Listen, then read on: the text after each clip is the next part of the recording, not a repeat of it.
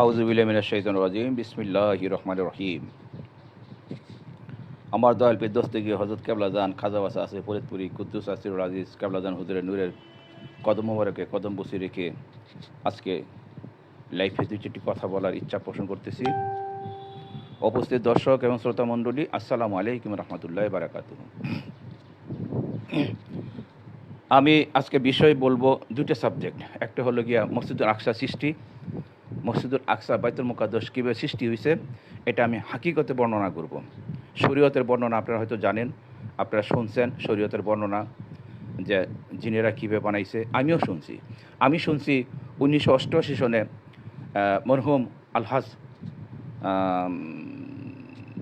সালাউদ্দিন, মৌলানা সালাউদ্দিন সাহেবের খতিব বাইতুল মোকাররম মসজিদ এবং প্রিন্সিপাল আলিয়া মাদ্রাসা ছিলেন তিনার জবানে আমি শুনছি মসজিদ আকসার সৃষ্টি হয়েছে জিন দ্বারা। সুলাইমান আলাইহিস সালামের সময় যে এটা সৃষ্টি হয়েছে তখন সুলাইমান আলাইহিস সালাম তো জিনের বাদশাহ ছিলেন এবং তিনি জিনদেরকে হুকুম করলেন যে এই বাইতুল মুকাদ্দাস সৃষ্টি করার জন্য। তো বাইতুল মুকাদ্দাস যখন সৃষ্টি করতেছিল, ওনার বর্ণনা অনুযায়ী যে বাইতুল মুকাদ্দাস যখন সৃষ্টি করতেছিল প্রায় শেষ পর্যায়ে এসে সুলাইমান আলাইহিস সালাম ইন্তেকাল করেন। Excuse me. যে জিনিসটা যখন মনে হয় তখন সেই জিনিসটা যদি আমি ব্যক্ত না করি তাহলে আমি পরে আস্তে আস্তে ভুলে যাই। যাই হোক, তিনি বললেন যে শেষ পর্যায়ে আইসা যখন নাকি বাইতুল মুকাদ্দাস শেষ হয়ে যায়, প্রায় 80% কাজ শেষ হয়ে গেছে বা 75% কাজ শেষ হয়ে গেছে, তখন সুলাইমান আলাইহিস সালাম ইন্তেকাল করলেন শরীয়তের মৌলানার ব্যাখ্যা অনুযায়ী, অথবা আমরা যা কিতাব পুস্তকে পাই। কিন্তু আমি যে তথ্য সংগ্রহ করছি, আমার যতটুকু আমি আলমে কবির থেকে সংগ্রহ করছি। আলমে কবির আপনারা জানেন, আলমে কবির হইল গিয়া লতিফে কাল হইল আলমে কবির মানে বড়, আলম মানে জগৎ, একটি বড় বৃহৎ জগৎ। আর আলমে সগির হইল মানব দেহ তথা আদম নিজে আলমের সগির।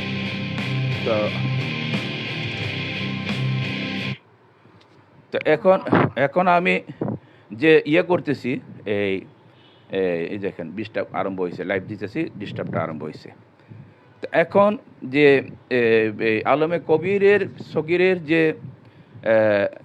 বর্ণনা, এই বর্ণনাগুলি কিন্তু আমি দিছি। আলমে কবিরের বর্ণনা দিছি, সগিরের বর্ণনা দিছি। তো দেওয়ার পরে আমি যে কথাটা আমি শুনলাম মৌলানা সালাউদ্দিন সাহেবের কাছে, সে কথাটা হলো গিয়া যে ইন্তেকাল করলেন সুলাইমান আলাইহিস সালাম, তখন এই বাকি কাজটুকু যাতে সুষ্ঠুভাবে সমাধা হয় সেই জন্য আল্লাহ পাক সুলাইমান আলাইহিস সালামকে লাঠির উপর ভর করে দাঁড়া করাইছিলেন, যারা জিনেরা বুঝতে পারে। কারণ সুলাইমান আলাইহিস সালাম ওই লাঠির উপর ভর করে এই কাজের তদারকি করতেছিলেন, এবং যখন দেখলেন যে তিনি লাঠির উপর ভর করে এই তদারকি করতেছেন তখন জিনেরা আর ফাঁকি দিতে পারে না। এইভাবেই বর্ণনা করছেন তিনি যে কাজের তদারকিটা সুলাইমান আলাইহিস সালাম নিজেই করছেন, দাঁড়ায় থেকে একটা লাঠির উপর ভর করে। সে অবস্থায় মালিকুল মউত ওনার জান কবজ করে নিয়ে গেছে। এটা শরীয়তের ব্যাখ্যা, আমি মৌলানা সালাউদ্দিন সাহেবের কাছ থেকে যেটা শুনলাম। আর বাকি অংশ কাজটুকু করার জন্য আল্লাহ পাক তার কুদরতি শক্তি দিয়ে সুলাইমান আলাইহিস সালামকে সে লাঠির উপর ভর করে দাঁড় করায় রাখছিলেন। কত দিন জানি, দিনটা আমি ভুলে গেছি। এখন আমার প্রশ্ন হলো যে সুলাইমান আলাইহিস সালাম যে লাঠির উপরে ভর করে দাঁড়ায় ছিল, ইন্তেকাল করছেন তথা মৃত,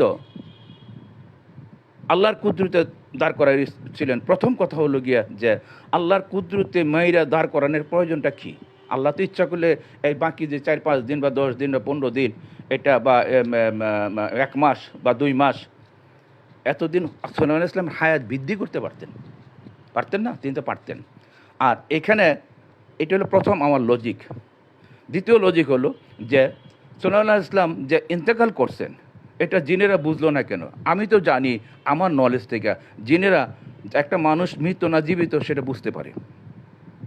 কারণ মৃত লোকের চোখে পাতি মারতে পারে না। দ্বিতীয়ত, মৃত লোকের রক্ত প্রবাহিত হয় না, হার্ট চলে না, হার্টের যে একটা স্পন্দন আছে সেটা হয় না। তৃতীয়ত, যে জিনিসটা সেটা হলো গিয়া মানুষের শরীর ঠান্ডা হয়ে যায়, হাত পা নাড়াচাড়া করতে পারে না।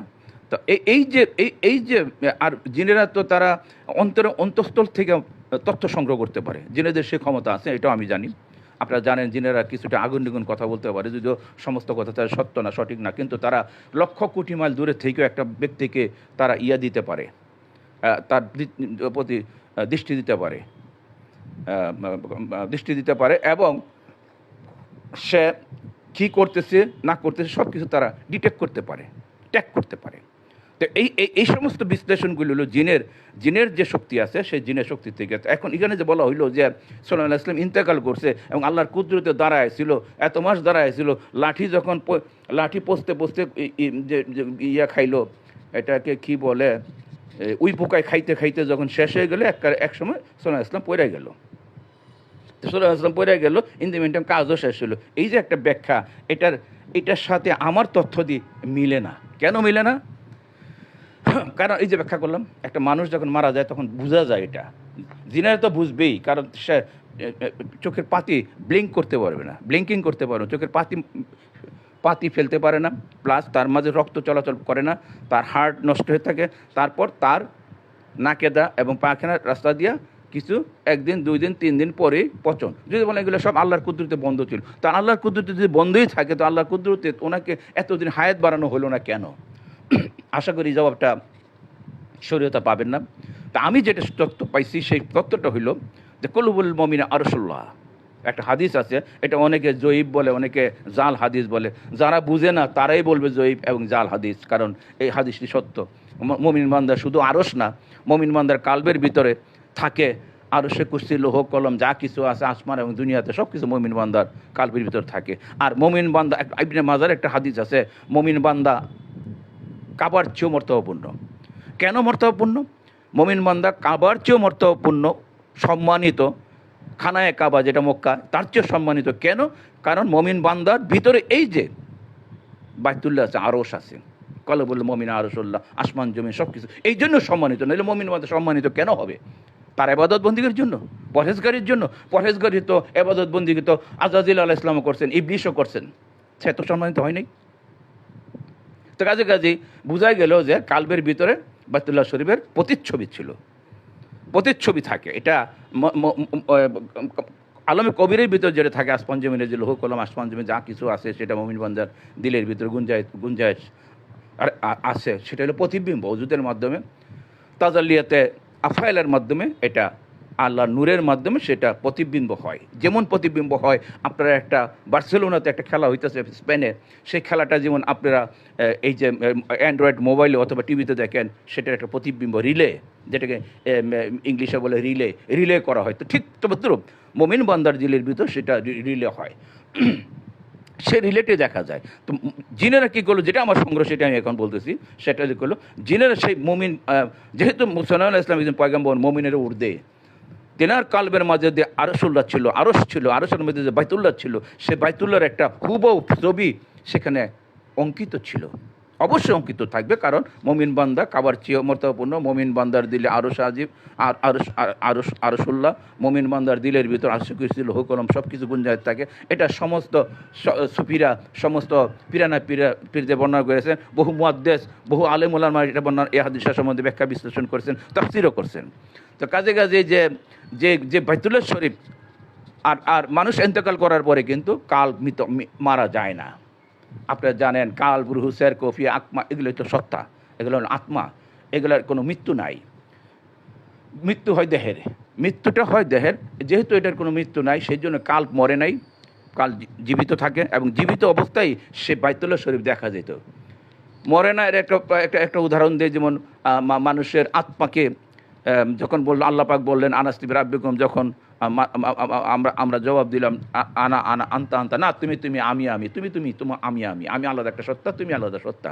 এই জবাবটা দেওয়ার পরে শরীয়তেই আছে, কোরআন হাদিসে আছে, আমরা পড়ছি, তখন মানুষের সে আত্মাকে দোজখের আগুনে 1000 বছর পোড়ানো হয়েছিল। আপনি দোজখের আগুন সম্বন্ধে ব্যাখ্যা বিশ্লেষণ আপনি জানেন। দুনিয়ার যে আগুনটা আছে, দোজখের আগুনটাকে 70,000 বার এটা ধৌত করে, পানিতে ধৌত করে, সফট করে, নরম করে, তেজ কমায় দুনিয়াতে আনা হয়েছে। তো এই আগুনের মাঝেই যদি আপনাকে রাখা হয়, আপনি কিন্তু পুড়ে যাবেন, দলিল পুড়ে যাবে। সে 70,000 গুণ বেশি পাওয়ারফুল, তেজস্ক্রিয়া যুক্ত। সে আগুনটার মাঝে আত্মা রাখলো কতদিন? 1000 বছর রাখলো, কিন্তু সেখানে উল্লেখ নাই যে আত্মা মারা গেছে। 1000 বছর মারার পর অবশ্যই সে শাস্তি পেয়েছে, কষ্ট হয়েছে। তার পর আবার যখন নিয়ে আসলো, নিয়ে আসার পরে তখন দেখা গেল যে আত্মাটাকে আবার জিজ্ঞেস করা হইল, বলা হয় নাই যে এটা মারা গেছে, আত্মাটা আবার জিজ্ঞেস করা হইলো আনাসির, তখনও সে বলছে আনা আনা আনতা আনতা। এই জন্য আমি বললাম যে আত্মার মৃত্যু নাই। আত্মার যে মৃত্যু নাই, আত্মার যে ধ্বংস নাই, সেটা বহু হাদিস কিতাবে আছে। আত্মা যখন মানুষ যখন এন্তেকাল করে, মানুষের দেহ ত্যাগ করে, তখন আত্মাগুলি রাখা হয় ইল্লিলিন আর সিজ্জিলিনে। এটাও আপনারা জানেন, ইল্লিলাইন এবং সিজ্জিলিন রাখে। তো এটাতে মৃতটা রাখে না, নিয়ে জীবিতটি রাখে। তো এখানে যে বিশ্লেষণটা আমি দিলাম সেটা হলো সুলাইমান আলাইহিস সালামের কাল্ব ছিল জীবিত। যেহেতু জীবিত কাল্ব, সেই কাল্বের মাঝে ছিল আল্লাহ পাকের আরশ। যেহেতু আল্লাহ পাকের আরশ ছিল আর সে কুরসির হুকুম ছিল, সেই জন্য সে কাল্বের মাঝে ছিল বাইতুল্লাহ শরীফ ছিল। এবং সেই বাইতুল্লাহ শরীফ কয়েকজন জিন, এটা আমার বর্ণনা, আমার ব্যাখ্যা, আবার বললেন না রেফারেন্স কি, এটা আমার তথ্য সংগ্রহ। সেই কয়েকজন জিন সুলাইমান আলাইহিস সালামকে সহজ করে ধরলো, সোজা করে ধরলো। ওনাকে সোজা করে ধরা মানে বাইতুল্লাহকে সোজা করে প্রতিচ্ছবি ধরা। তখন তিনার ভিতরে যে বাইতুল্লাহ শরীফ আছে সেটা দেখা সেই অঙ্কিত বাইতুল্লাহ শরীফ দেখে প্রতিচ্ছবি দেখে এই বাইতুল মুকাদ্দাস সৃষ্টি করা হয়েছে। যখন সৃষ্টি শেষ, তখন জিনেরাই ওনাকে সসম্মানে ইজ্জত সহকারে তাকে নিয়ে জানাজা পড়ে দাফন করছে। এটা হইল গিয়া হাকিগতের ব্যাখ্যা, এটা হলো তরিকতের ব্যাখ্যা, এটা হলো আমার ব্যাখ্যা। যে জিন সুলাইমান আলাইহিস সালাম মৃত্যুর পরে কীভাবে 1 মাস না 3 মাস দাঁড়ায় ছিল লাঠির উপর ভর করে, এটা হলো এইভাবে জিনেরাই ধরে রাখছিল। এবং যেহেতু তিনি ইন্তেকাল করছেন, কিন্তু তিনার কাল ইন্তেকাল করেন না। আপনারা জানেন, আমার মুর্শিদ কেবলাদান খাজা ওয়া সাসি ফরিদপুরি কুদ্দুস আসিরুল আজিজ কেবলাদান হুজুর বলছেন, জাগ্রত পরাণ যার মরে না সেজন, দৈহিক মরণ তার নহিরে মরণ, শত শত মুর্দা দিল মাটির উপরে, তার চেয়ে অধিক ভালো যদিও কবরে। একটা পরাণ যখন জীবিত থাকে, একটা পরাণ বলতে গেলে সেটা হলো লতিফে কাল। লতিফে কাল যদি জীবিত হয়, পবিত্র হয়, তখন সেটা মারা যায় না। সেটা মানুষটা ওফাত যাওয়ার পরে, ইন্তেকাল করার পরে তাকে যদি কবরেও রাখা হয়, সে কালটা সেখানেই কবরে থাকে এবং সেখানে কবরে থেকে জিকির করে। এই শ্লোকের, এই কবিতার এই ব্যাখ্যা এটাই। সেখানেও সে আল্লাহ জিকির করে, এবং আল্লাহ জিকির যে করতেছে 33 কোটি লতিফা দিয়ে সেখানে আল্লাহ জিকির করতেছে, সেই কবরের মাঝি হাসরও সে জিকির অবস্থায় উঠবে, মিজানের সামনে সে জিকির অবস্থায় থাকবে। এত বড় মর্তবা লতিফে কাল। তাকে সুলতানুল আসকার বলা হয়, যে তাকে সুলতান আসকাল বলে। এবং সে দাইমি সালাত কায়েম করে মারা গেছে। এবং দাইমি সালাম কায়েম হয় একমাত্র লতিফে কাল যদি জিকির হয়, যে আল্লাহ জিকির। সালাত মানে স্মরণ করা। সালাত শব্দের অর্থ স্মরণ করা। কাকে স্মরণ করা? প্রভুকে স্মরণ করা। সালাত শব্দের অর্থ সেতু বন্ধন। কার সাথে সেতু বন্ধন? আল্লাহর সাথে সেতু বন্ধন। এখন আপনি যদি হরদম হন নিঃশ্বাসে সালাত, আপনি আল্লাহ জিকির করেন, আপনি তো 24 আওয়ার্স এটা আল্লাহর সাথে একটা যোগসূত্র গাঁথা হয়ে গেল। আল্লাহ আল্লাহ আল্লাহ আল্লাহ জিকির যে হচ্ছে, এবং আল্লাহ জিকির হচ্ছে, এটা তো এবাদত। সালাত মানে আল্লাহকে স্মরণ করা, এটা স্মরণ। সালাত মানে এবাদত করা। তো এই যে দাইমি সালাত, সেটা হলো গিয়ে লতিফে কাল জিন্দা করা। এটা ছিল আমার